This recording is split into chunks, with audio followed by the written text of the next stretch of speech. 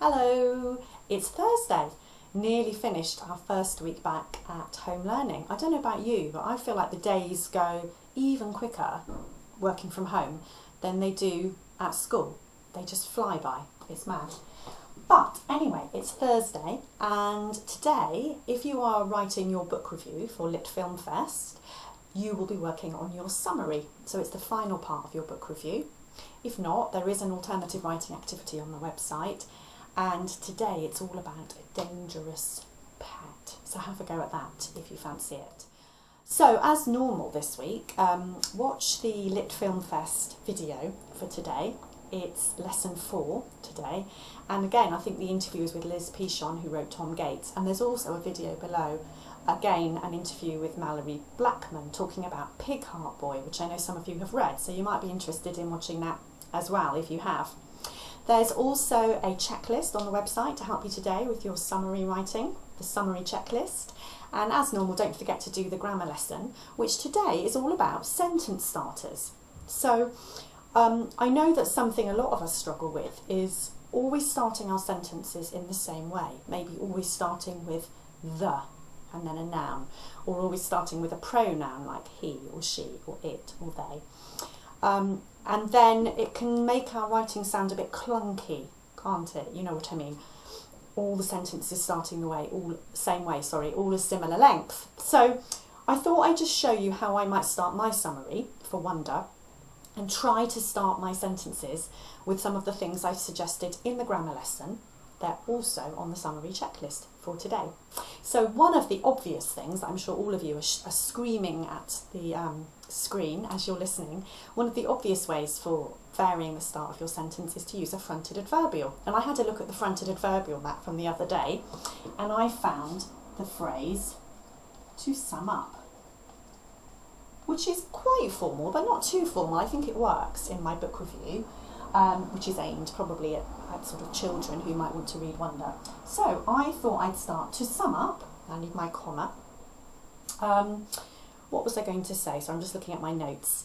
To sum up, oh, that's right. I was going to use a subordinating conjunction, a subordinate clause now. So I'm kind of using two things from the sentence starter checklist.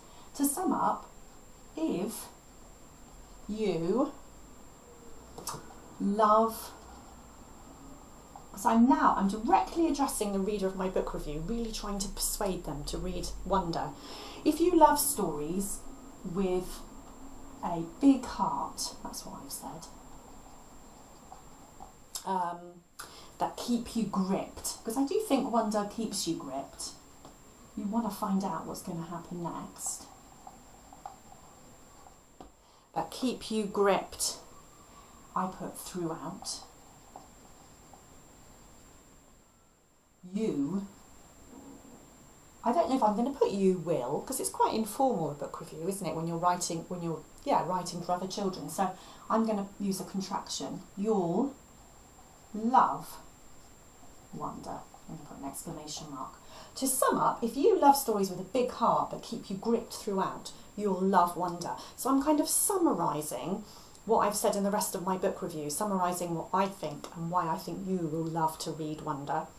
Then, so I've started my sentence with the fronted adverbial and I've got a subordinating conjunction. I've got my subordinating clause here. I'm going to start with something different. Now on the checklist, I think another way to start a sentence was to use an expanded noun phrase. It just means a noun, maybe with some adjectives to make it a bit more interesting. So I decided to think about all the things that you can find in Wonder. I think there are roller coaster emotions. Because in Wonder, sometimes we laughed out loud in class. Sometimes, some of us cried a bit. Particularly the person who was reading the story cried a bit in our class. So, roller coaster emotions. I put tricky friendships, because some of the friendships are a bit up and down, aren't they, in Wonder? What else did I say? Tense fight scenes, because remember there's that scene in the summer camp. And I also put, and first loves, because Augie's sister, Via, she finds a boyfriend, doesn't she, during the course of the story. She's slightly older, isn't she? And also, who else is it? Is it Jack and Summer? A little relationship starts to blossom there. So I said roller coaster emotions, tricky friendships, tense fight scenes, and first loves. And then I'm going to use a dash for a bit of parenthesis. Wonder. No, I'm running out of space now with all these silly magnets. Wonder has it all. So let's see how my summary starts. To sum up, if you love stories with a big heart that keep you gripped throughout, you'll love Wonder. Roller coaster emotions, tricky friendships, tense fight scenes, and first loves. Wonder has it all. So that's the start of my summary today. Have a go at yours. Tomorrow you're going to be actually publishing, writing up, or filming if you prefer your book review. So I'll talk more about that to you tomorrow, and then we're going to be so excited to see some of them. Okay, have fun. See you tomorrow.